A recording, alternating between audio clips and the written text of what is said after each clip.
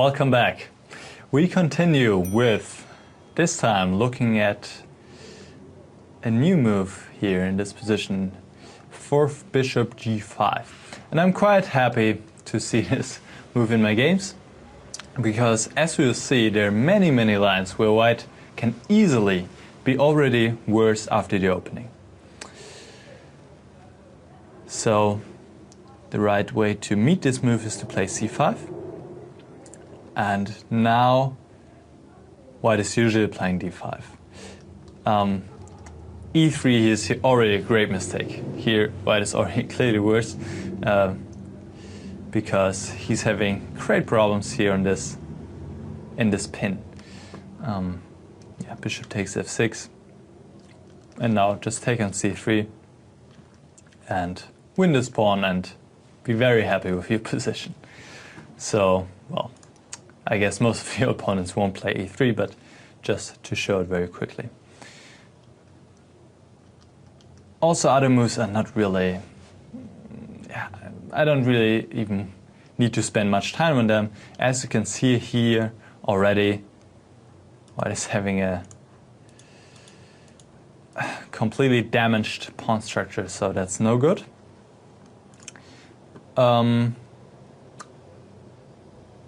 Let's see if there's a move which is kind of decent, at least compared to the main move d5. Knight f3 is maybe a normal move. h6. And now after bishop h4, again a queen is coming here and putting pressure on the c3 knight. So queen c2 and knight e4, rook c1, d5, and you can already see black is doing very fine, slightly better. So white should take on f6, and that's really not a move he likes to play.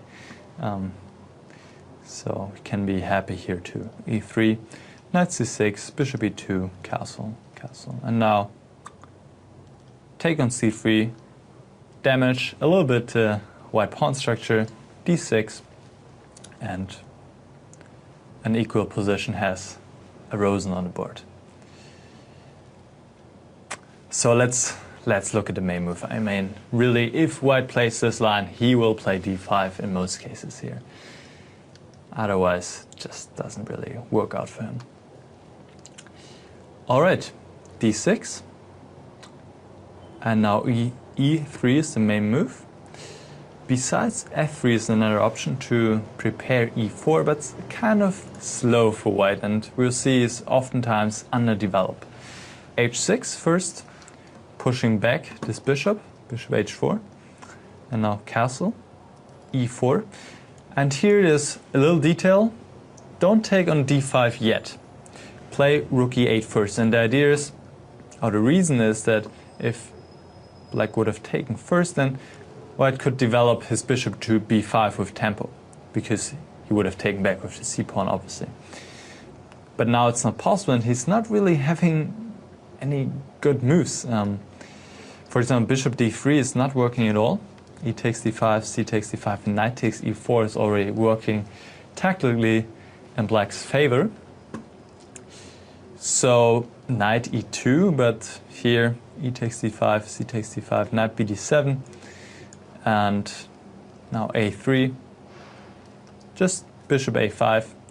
Don't help white developing his pieces. Bishop f2, knight e5, and black is having a very good position already. All right, but main move clearly here is e3. Now take on d5, c takes d5, and knight bd7. And here white is usually playing bishop d3. One other move I would like to discuss is bishop b5, which was played by Anton Karobov against Vladimir Kramnik in the FIDE World Cup 2013. Now h6. Again, it's always a useful move. Just play h6, because white doesn't want to take on f6, so he plays the bishop back, and the bishop is usually slightly worse placed on h4, and also if you castle later, it just helps to have played this move h6. And now it's good to take on c3 here, it's important, because otherwise white would play the knight to e2 and then he could always take back with the knight. So we are damaging a little bit here the white pawn structure by taking on c3. And in the mentioned game between Korbov and Kramnik played no queen to a5, which is also completely fine for black, but it would be better to just castle here. Because now there's really this threat of queen a5. With the king on e8, white could take on d7 with check, but now it wouldn't be possible anymore and black could take himself on c3 with check. So white has to do something about this threat. The most natural move is knight e2. What other options does white have? Bishop takes d7, and well, there's a little trap if white wants to play queen f3. Now we see another benefit of having played h6. You can continue with g5, and here it would be already time to resign for white.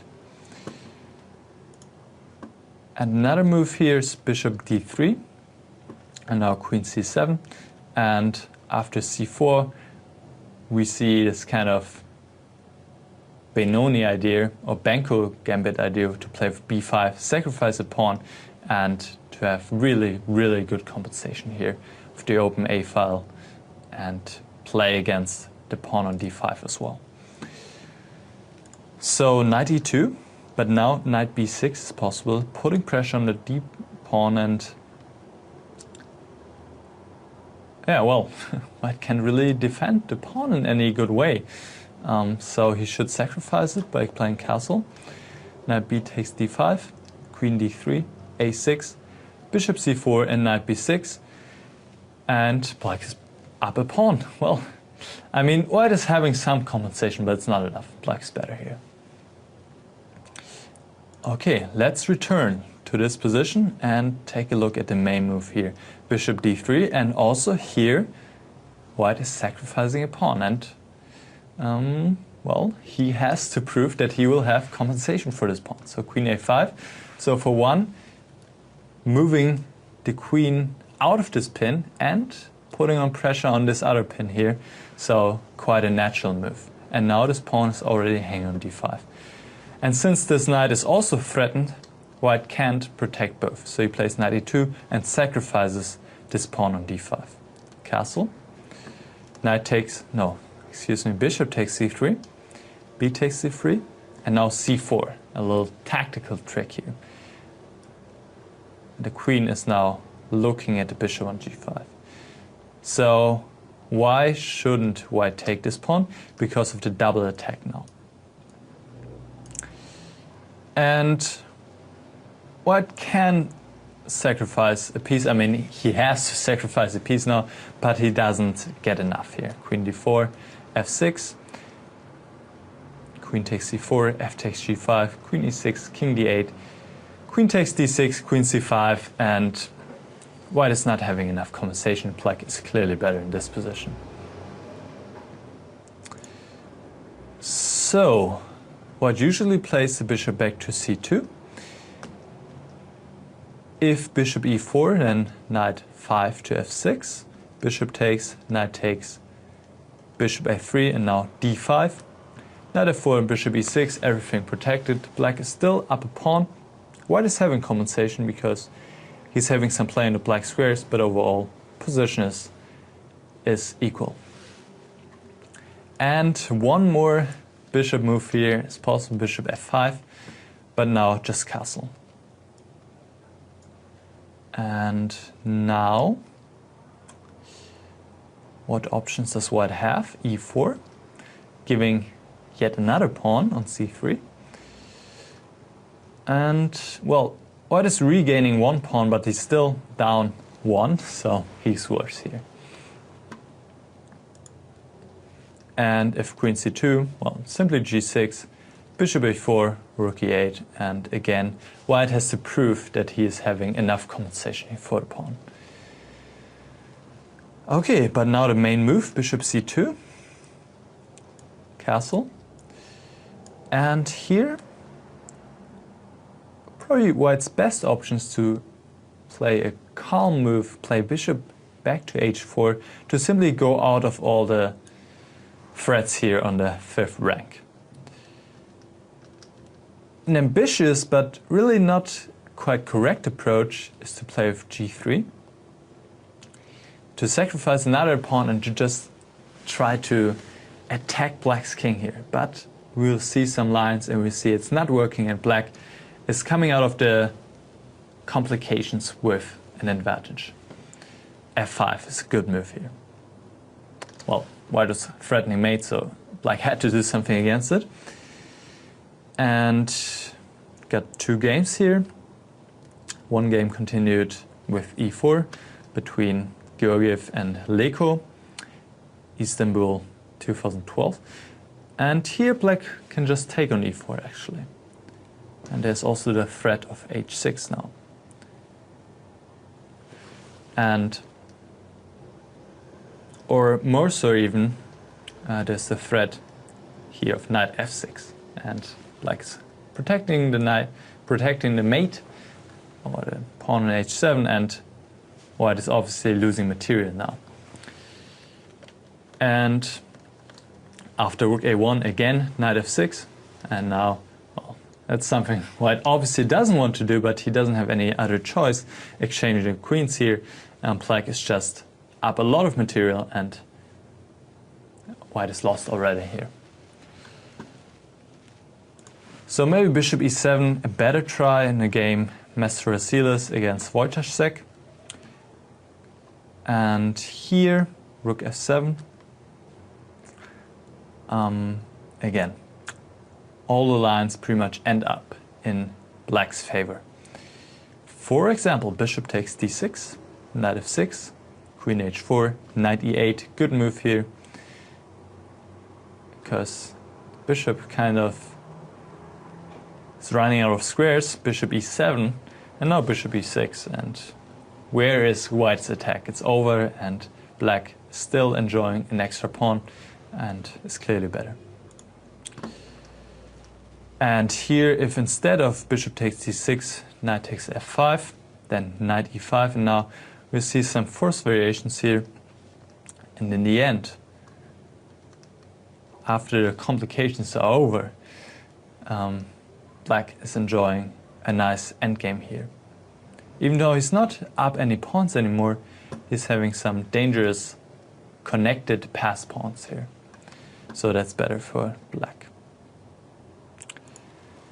So white should really play bishop h4 and indeed give another pawn here on c3, but overall he's having enough compensation here to at least hold equality, or at least reach equality. Queen a5, queen takes d6. Bishop e7 to take with the bishop in d6, that's worse for white here. Black's better. So white should take with the queen. Now rook e8. And there was one game which continued with bishop b1, which is not the best move for white. Black simply develops knight b6, protecting pawn on c4, rook fd1 and bishop f5, and you can already see that black is doing fine here. So the best move for white, according to my computer, to my analysis, is rook fd1, and now knight f8, keeping the knight close to the king, protecting everything here. a4, and now bishop e6, and black's position is very stable.